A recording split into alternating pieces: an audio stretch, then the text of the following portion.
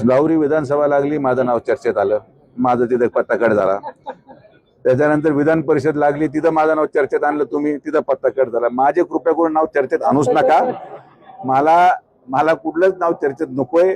मी कुणी जरी आलं, आपल्याला माहित असेल मागच्या 15 वर्षामध्ये आमच्या परिवाराचा कुठलाही सदस्य या प्रक्रियेत नाही, किंबहुना त्या बॉडीवर नाही. पण तरी सुद्धा शिर्डीची जनता ही माननीय विखे पाटील साहेबांवर विश्वास ठेवून काम करते आणि कोणी जरी आलं तर त्याला शिर्डीच्या विकासासाठी काम करावंच लागेल. नाही केलं तर मग आमचे लोक दांडके घेऊन होतेच.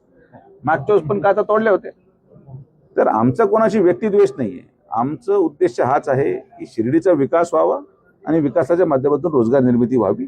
तर एक चांगलं विश्वस्त मंडळ यावं आणि सुशिक्षित आणि समृद्ध असलेले लोक त्याच्यामध्ये यावेत, ही माझी मूळ मागणी आहे. की जे इंटेलेक्च्युअल लोक आहेत, जे मोठ्या मोठ्या कंपन्या चालवतात, जे मोठे मोठे नावाजलेले लोक आहेत, विश्वस्त मंडळाचं सहकारी म्हणून पद्मभूषण, पद्मविभूषण किंवा असे लोक जर आले तर निश्चित त्यांच्या अनुभवाचा फायदा, त्यांच्या सल्ल्याचा फायदा आणि त्यांच्या ओळखीने बऱ्याचशा गोष्टी घडू शकतात. पण मी सांगण्यापेक्षा माननीय मुख्यमंत्री महोदय आणि महायुती सरकारचे दोन्ही आमचे घटक पक्ष हे बसून